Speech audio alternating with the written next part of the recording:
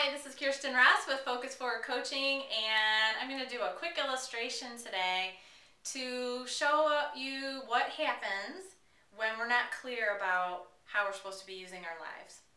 Now, I believe that we're all born with gifts that we're to use in service to others, and that our passion is a way of telling us when we're in the right direction.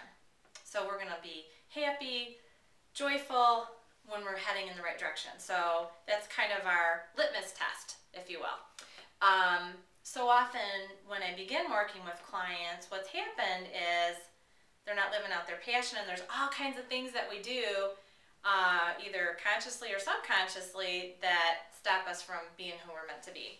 So here's the quick illustration. So we're born with all this possibility, with a whole life in front of us, with all this great potential of what we can make happen in the world. But then what happens is we start to let fear stop us. We say, man, I would love to live this out, but, and after that but comes all the different things that stand in our way. I don't like to talk on the phone. I'm just too afraid to jump out on my own or run my own business or change jobs or whatever it is. I'm afraid to fly. I'm afraid to go to a party or an event where I don't know everybody. I'm afraid to meet new people. I'm afraid to public speak. You name it. I'm afraid to look funny. I'm afraid, to learn new things. I'm too old to learn new things, whatever it is. So all that fear cuts into who we're meant to be. And the problem with fear is bowing to it, letting it win, doesn't make it go away. It just makes it bigger and more powerful. So I like to say, we so often push away our power, but I like to use a different P word, but I won't. But we push away our power. So every time we let fear stop us, we're pushing away our power. And we're also moving away from who we're meant to be. The next thing that happens is we listen to other people. We start worrying what they're going to think. So, my dad wanted me to go in the family business, or my mom really thought I should be a doctor, or my art teacher thought that I was so good at art, she just really pushed me in that direction, and I hate it. So we listen to all these people, or, oh geez, don't do that, are you crazy, or how could you ever think of doing such a thing, you'll fail. Just all that stuff, again, cuts into who we're meant to be. Because I think if we're following our passion, keep in mind that other people who, a lot of times they do have our best interests at heart, but they're not walking in our shoes, they're not feeling our passion. No one else will have the full scope of the vision or perspective that you have for your own life. Now, I do feel like we all need a small core group of people that I would call trusted advisors. And those are people who are knowledgeable. They have a pretty good sense of your mission, like what you want to make happen in the world with your life. And one key thing that you always want from a trusted advisor is they will give you their opinion and release it and allow you to do what you want to do. So sometimes we have those people who they care, they get our mission, they know us really well, but when they give advice and we don't take it, they're angry or frustrated or defensive or whatever, and those aren't really good key trusted advisors.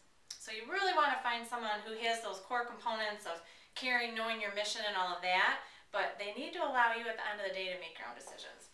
So anyway, but we let all that stuff come down into who we're meant to be, and it gets in our way. Then we end up with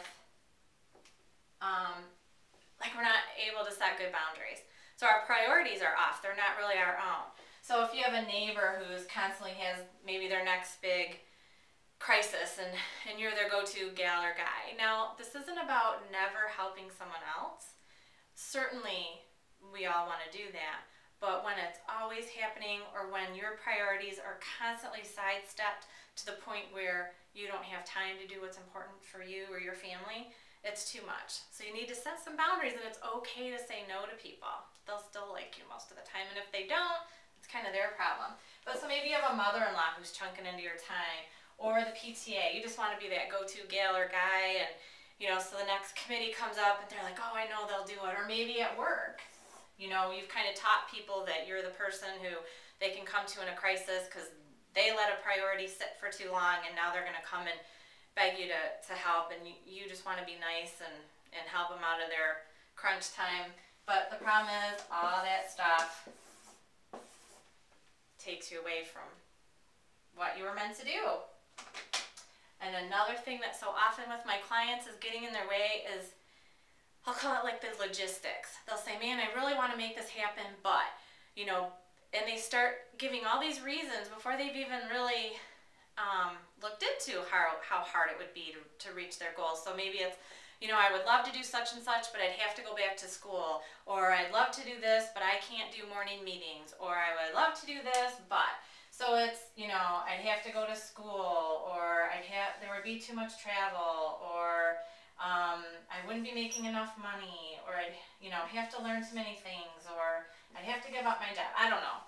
Whatever you can come up with, and there's always a million. Oh, and my favorite is I don't have time. I don't have time. And the truth about time is we have tons and tons of time, but it does get all filled up. So really we have time, but you're making different choices with your time. So get real about that so you can gain awareness and empower yourself around your time. But, so don't say I don't have time, just say I'm choosing to prioritize elsewhere. But if you really want to make something happen, you might have to change some priorities around, or maybe get better at saying no to people, because, you know, how much of your valuable time is going to just things that you don't really need to involve yourself with, but you're saying yes when you really should be saying no. So what happens is all this stuff chunks away, and then we're left with this small little core. And what's in this core is frustration, overwhelm, resentment, depression, just all the yuck. Because I truly believe that we have that innate desire for our lives to be bigger than our own and to make that big difference, and everyone's is different. And if we're not living it out, we just have that sense of there's something more that I should be doing. And it's tough to live that way. When we're on fire with our passion, we've busted through all this stuff and we're living in the world of anything's possible and I'm just going to work to make it happen, then we have lives filled with joy. And we're doing our great important work, and that's where I try to help my clients get. And my hope is for you to just consider how much of this stuff is stopping you from being who you're meant to be and doing what you were meant to do. And just get real with it and start just taking the steps in the right direction to get where you need to get. So this is Kirsten Ross with Focus Forward Coaching, and I'm hoping that you make today a great day. Bye.